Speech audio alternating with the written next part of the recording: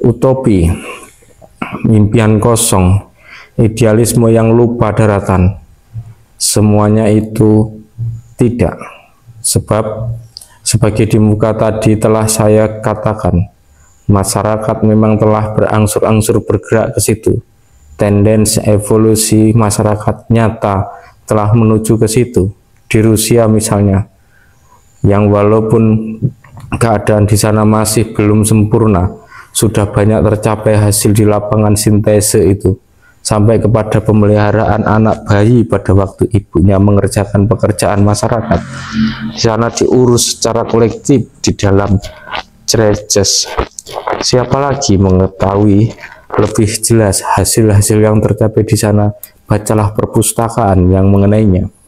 Saya tahu ada orang-orang yang menamakan sintese antara pekerjaan masyarakat dan cinta dan keibuan itu satu utopi, dan saya tahu apa sebab orang-orang itu sebenarnya mencurigai pengoperan sebagian dari fungsi-fungsinya rumah tangga kepada masyarakat, mencurigai pengoperan itu, padahal sebenarnya telah mulai berlaku pengoperan itu berangsur-angsur.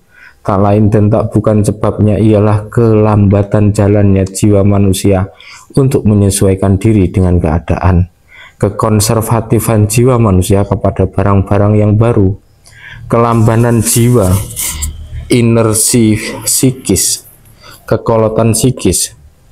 Yang menjadi sebabnya curiga itu ialah individualisme yang di dalam masyarakat sekarang ini, di dalam somah atau gensin, itulah benteng pertahanannya penghabisan. Di dalam somah itu individualisme masih mendapat semacam hiburan, mendapat semacam tempat pelepasan lelah, mendapat semacam kesempatan menarik nafas. Di dalam somah itu individualisme merasa dirinya tidak terganggu, merasa dirinya selamat. Sebab di luar somah itu, di masyarakat sekarang ini, hanya kepahitan dan kesukaran saja yang dijumpai. Di luar somah itu, taufan praharanya perjuangan mencari sesuap nasi memenuhi angkasa. Di luar kepribkenannya somah itu, manusia diuber-uber oleh hantu struggle for life, dicambuk, dilabrak, digiring, diseret oleh hantu ketidakadilan sosial dengan tiada maaf dan tiada ampun, tiada tempo beristirahat dan tiada kesempatan menarik nafas. Maka soma menjadi semacam gumuk pengungsian, semacam bukit tempat berlindung, buat berlindungnya diri dari amukan banjir keharusan yang berlaku bekerja mati-matian atau lapar. Semacam tempat maya untuk melupakan kepahitan perjuangan hidup. Maka soma makin menjadi bersarangnya individualisme, satu tempat keramat yang tidak boleh dimasuki oleh apa saja yang mengurangi kepribadian individualisme itu. Sebagai misalnya paham-paham kemasyarakatan, paham-paham kolektivisme, paham-paham pengoperan fungsi-fungsinya somah kepada umum. Tetapi di dalam satu dunia baru yang berkesejahteraan sosial, di mana manusia tidak diuber-uber sampai hampir putus nafasnya oleh hantu struggle for life, di dalam satu dunia baru di mana pencarian hidup bukan satu azab yang meremukkan jasmani dan rohani, tetapi satu kewajiban yang gembira. Di dalam dunia yang demikian itu, manusia tidak takut kepada pekerjaan di dunia ramai, dan somah das tidak pula menjadi tempat perlindungan atau tempat pengembalian nafas. Di dalam dunia yang demikian itu, maka batas antara somah dan masyarakat akan semakin menjadi tipis, bahkan akan makin menjadi indah, laksana batas antara warna-warnanya, pelangi hujan yang bersambung satu dengan yang lain dan menyusun satu rohani yang gilang gemilang. Artinya, jikalau dunia telah menjadi satu sarang orang-orang yang bersahabat, maka batas-batas antara somah dan masyarakat yang sekarang tajam dan keras itu akan mengkabut menjadi kabut yang bercahaya. Apa gerangan yang akan tertinggal bagi somah kelak, kalau batas itu telah menjadi laksana batas warna-warnanya pelangi hujan, telah hampir hilang menjadi kabut yang bercahaya? Janganlah orang nanti mengatakan lagi ini satu utopi, kalau batas itu telah mengkabut maka Somah lantas benar-benar satu tempat cinta dan keibuan, di mana tiada gangguan 1001 pekerjaan tetek bengek beraneka warna, membungkukkan tulang belakang Sarinah sampai jauh-jauh malam, tetapi satu tempat di mana laki-laki, perempuan, dan anak-anak hidup bersama seperti burung di dalam sarangnya. Di situ hanya pekerjaan-pekerjaan persomaan yang istimewa yang dikerjakan dengan kemerdekaan, kemauan, dan kegembiraan. Di situ laki-laki dan perempuan memenuhi kodratnya, melimpahi turunannya dengan pemeliharaan dan kasih sayang yang tiada gangguan, menjaga dan membesarkan turunan itu laksana burung menjaga anaknya. Di situ tidak ada lagi perempuan yang senewen karena tubuh dan jiwanya patah lelah tertimpa beban sehari-hari. Tidak ada. Tidak ada Sarinah yang seperti gila menderita penyakit retak dan sebagainya. Tidak ada burung yang melepaskan anaknya sebelum berbulu. Maka sungguh fitnah semata-mata perkataan orang bahwa di dalam dunia baru itu anak dipisahkan dari ibunya. Tidak, di dalam dunia baru itu anak tidak dipisahkan dari ibunya dan ibu tidak dipisahkan dari anaknya, melainkan hanyalah pemeliharaan anak itu mendapat bantuan besar dari pergaulan masyarakat. Kalau ibu pagi-pagi pergi ke pekerjaan di dalam masyarakat yang ia cintai, ia dapat menitipkan anak bayinya kepada Cereces yang menjaganya, memeliharanya sampai sore nanti diambil oleh ibunya.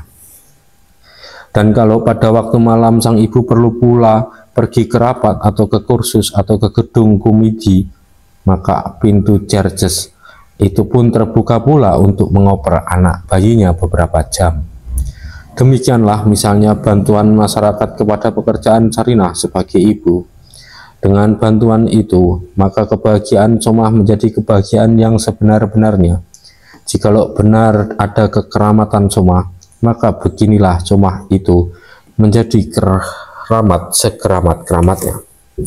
Sesungguhnya alangkah munafiknya pembela-pembela sistem masyarakat yang sekarang. Mereka mengeramatkan Somah, mereka katanya melindungi Somah, mereka menolak percampuran tangan dari masyarakat ke dalam urusan Somah, tetapi justru sistem masyarakat yang mereka bela itu memecahkan kebahagiaan Somah habis-habisan. Justru sistem masyarakat yang mereka ikuti itu mengisi Somah dengan kepahitan-kepahitan yang tiada bilangan. Justru sistem masyarakat kapitalis itu mengusir Sarinah pagi-pagi benar keluar dari sarangnya. Somah memeras dia laksana kain basah dalam pekerjaan budak sepanjang hari, mengembalikan dia jauh-jauh sore atau jauh-jauh malam dalam keadaan lelah badan dan lelah jiwa pada Somah, dan kemudian melabrakkan dia lagi dengan cambuknya pekerjaan-pekerjaan rumah tangga yang bermacam-macam ragam sampai dia ambruk di tempat pembaringan entah jam berapa di tengah malam. Inikah kekeramatan Somah yang mereka hendak pertahankan. Sekali lagi, hanya bila mana batas antara Somah dan pekerjaan tidak lagi tajam dan tidak lagi keras, hanya bila mana Somah dan pekerjaan isi mengisi satu sama lain, maka Somah dapat menjadi keramat sejatinya keramat. Hanya bila mana demikian, maka Somah benar-benar menjadi satu sarang. Sarangnya orang, sarang manusia. Wanita sebagai ibu memelihara anak, wanita sebagai istri dan ibu memasak panganan ekstra atau memasak sendiri semua makanan kalau ia mau. Wanita sebagai istri dan ibu menjalankan rumah tangga, semua itu dalam kesenangan dan dengan kemerdekaan memilih. Semuanya itu sebagai amal kasih dan bahagia berkat bantuan masyarakat, berkat percampur tanganan masyarakat yang berupa pengoperan sebagian besar fungsi-fungsi Somah oleh masyarakat, dan berkat alat-alat teknik yang disahkan ke dalam Somah oleh masyarakat itu. Tidakkah keramat sarang yang demikian itu? Sarang bahagia dan bukan sarang ketidakbahagiaan sebagai sedia kala.